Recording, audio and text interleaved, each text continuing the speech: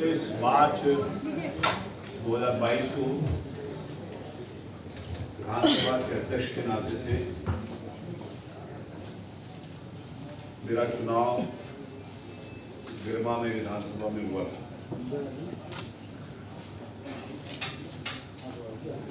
मैं सबके प्रति आभार व्यक्त करना चाहता हूँ कि सारे राजनीतिक दलों ने मुझे यूनानिमसली उस चेयर के लिए इलेक्ट किया था। लोकतंत्र में विधायिका की एक महत्वपूर्ण अहम भूमिका होती है। विगत कुछ दशकों से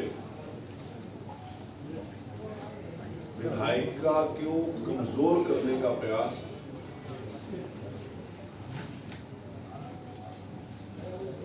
किया जाता है। संविधान में इस बात की चर्चा है, संविधान का एम्ब्लम जो पहले शुरुआत होती है तो वो कहते हैं वी द पीपल, हम भारत के लोग। भारत का संविधान भारत के लोगों के लिए है और भारत के लोगों के द्वारा चुने हुए प्रतिनिधियों की जिम्मेवारी है कि उसके संविधान के अनुरूप जन कल्याण के लिए, लोक कल्याण के लिए चुने हुए जनप्रतिनिधि काम करें।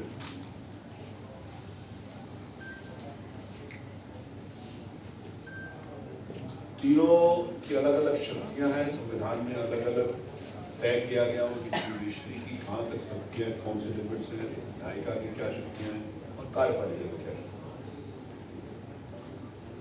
सौभाग्य से कुछ समय के बाद लोकतंत्र के चौथे प्रहरी के रूप में मीडिया को, पत्रकारिता को भी जोड़ा।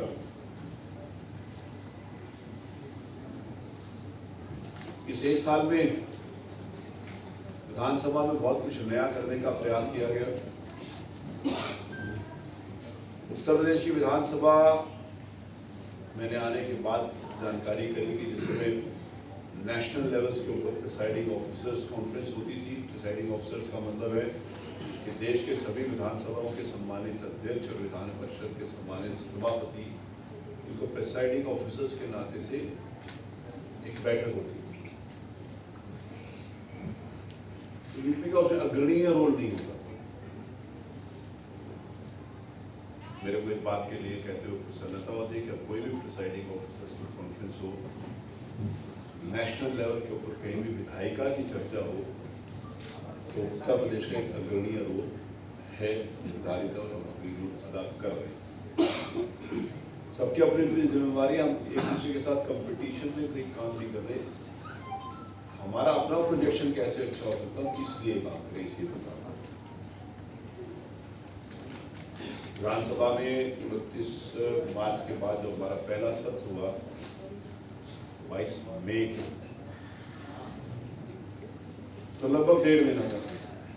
उस 1.5 महीने के समय में ही उत्तर प्रदेश के हर सीट के ऊपर हमने टैबलेट्स लगा दी, पेपरलेस करने का प्रयास किया। हमारे पास 379 सीट्स थी, 379 सीटें थी, उसको 417 सीटें करी। 403 माननीय सदस्य हैं, 14 माननीय मंत्री हमारे सरकार में हैं जो विधान परिषद के सदस्य हैं, लेकिन उनके लिए सीट एलोकेशन होना आवश्यक है, इसलिए 417। ये प्रश्न नहीं आया कि 403 की जगह 417 कैसे कर दी, इसलिए स्पष्ट किया। आज हमारे सारे सम्मानित सदस्य विधानसभा के सत्र के दौरान अपनी उस डिवाइस पर काम करते हैं, उसी के अनुरूप पूरा एजेंडा उस पर होता है, उसके ऊपर काम करते हैं। पूरे देश की कई विधानसभा के सम्मानित स्पीकर और कई विधानसभा के अधिकारी हमारे विधानसभा को देखने आ चुके हैं। जैसे मैंने विधानसभा में भी कहा था, मैं इस बात को फिर रिपीट करना चाहता हूँ कि विधानसभा केवल 403 सदस्यों की नहीं है, विधानसभा उत्तर प्रदेश की 25 करोड़ जनता की है। इस नाते से विधानसभा सुंदर होनी चाहिए। मैं ऑफिस में बैठा, मेरे कुछ मित्रों ने कहा कि आप महाराज जी आपका कार्यालय बहुत अच्छा। मैंने कहा मेरा कार्यालय कानपुर में है, ये स्पीकर ऑफिस। देश विदेश से जब लोग आते हैं तो एक परसेप्शन होना चाहिए उत्तर प्रदेश की प्रगति के ऊपर। मैंने जो लॉबीज होती है जहाँ पर सम्मानित सदस्य बैठते हैं विधानसभा के दिनों में, उसको ठीक कराया, उसको नया स्वरूप दिया। छोटी सी बात होती है कॉफ़ी की उपलब्ध कराना, कॉफ़ी उपलब्ध कराना तो बहुत ऐसा बड़ी बात नहीं है, लेकिन सारा दिन बैठने के बाद जिस समय सदस्य विधानसभा चलते कॉफ़ी पीने के लिए नीचे कैंटीन में जाते थे तो कहीं दूर भी चले जाते थे। अब वहीं बैठते हैं, वहीं कॉफ़ी पी, आवश्यकता अनुसार वहाँ पर विधानसभा में आके विधानसभा में प्रेजेंस उससे काफ़ी बढ़ गई है। पहले विधानसभा में इतनी देर तक इतनी प्रेजेंस नहीं होती, उसकी प्रेजेंस बढ़ी। प्रेजेंस बढ़ेगी तो काम करने की सुविधा भी होगी, काम करने का एनवायरनमेंट भी होगा, काम करने का मन भी लगेगा। मैंने जो गैलरीज हैं, जो हमारी मेन गैलरी है, इसमें देश के शहीदों के लिए, देश के ऐसे लब्ध प्रतिष्ठित प्रख्यात समाज सेवियों के लिए जिन्होंने समाज और देश के लिए काम किया है, उसके चित्र लगाए। साइड की गैलरीज में जो मैं इस बात को भी कई बार कहता हूँ और कई बार आगे मुझे कहना भी पड़ेगा, विधानसभा का जो परसेप्शन होता था पहले, वो जाति के हिसाब से, अपराध के हिसाब से होता था। अब विधानसभा का परसेप्शन योग्यता के आधार पर है। फिर मेरे से किसी ने प्रश्न किया कि कुछ ऐसे लोग नहीं है क्या? मैंने कहा कुछ पहले पढ़े हुए नहीं थे क्या, उनकी कुछ चर्चा नहीं करते, चर्चा तो नहीं करते। पॉजिटिव चर्चा जिस प्रकार से हुई, उसी लोगों में भी एक अवेयरनेस में करता हूँ। मैं जहाँ कहीं भी जाता हूँ, कोई ऐसा मंच मिलता है, वहाँ पर लोगों को बोलता हूँ, अच्छे लोगों को आना चाहिए, पढ़े लिखे लोगों को आना चाहिए। हमारे पास ऐसे लोग हैं, इतने इंजीनियर्स हैं, इतने डॉक्टर्स हैं, इत्यादि इत्यादि, जो मैं बार बार बोलता हूँ।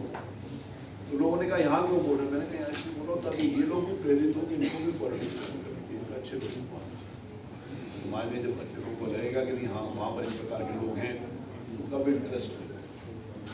जब उनका इंटरेस्ट रहेगा तो लोकतंत्र के हम जो हमारी है, हमने जनता के लिए काम कर रहे हैं, वो पूरा हो।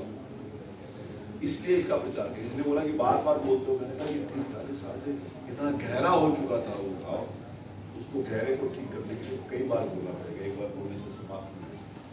इसलिए मैं अपने पत्रकार मित्रों से ये निवेदन करता हूँ, ये जो आपने लिखना शुरू किया है विधानसभा के नए स्वरूप को, आपके द्वारा अगर और अच्छा मैसेज जाए, अच्छा आपके लिख रहे हैं, आपका आभारी हूँ, और अच्छा इस प्रकार से लोगों के बीच में मैसेज जाएगा तो अच्छे लोग क्योंकि लोकतंत्र में एक व्यवस्था है, कोई राजशाही व्यवस्था नहीं है।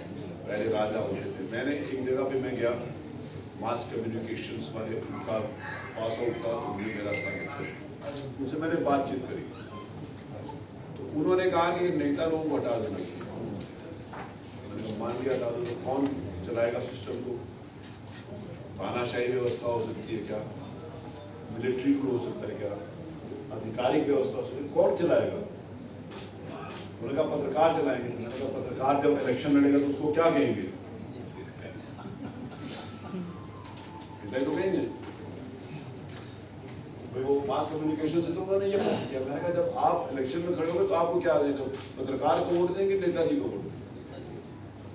तो उस सिस्टम में से हम खामियां कैसे दूर कर सकते हैं, इसके ऊपर तो चर्चा हो सकती है, लेकिन उस सिस्टम को कोलैप्स करने के लिए चर्चा नहीं हो सकती। इसको स्वीकार नहीं करना चाहिए, और अगर हमने इसको स्वीकार कर लिया तो लोकतंत्र कमजोर होगा और हम लोकतंत्र के मूल भाव को पूरा नहीं कर सकते। जनता की बात सुनने वाला अंततोगत किसी भी राजनीतिक दल का कोई वही जनता की बात। तो इसके ऊपर मेरा एम्फेसिस था। इस एम्फेसिस के कारण विधानसभा के कार्य प्रोसीजर के अंतर्गत लोगों का कैसे इंटरेस्ट बने, मैंने विधायकों के बर्थडे वाला एक शुरू करा। विधानसभा को मैंने ज़्यादा से ज़्यादा प्रश्न देना शुरू किया कि पहले माननीय मंत्री जी विधानसभा में उत्तर देते थे, उत्तर सुनने के बाद फिर अनुपूरक आता था। मैंने कहा नहीं, आपके डिवाइस के ऊपर आप सीधा अनुपूरक के ऊपर आइए, उससे ज़्यादा प्रश्न नहीं देगा, काम में तेजी है।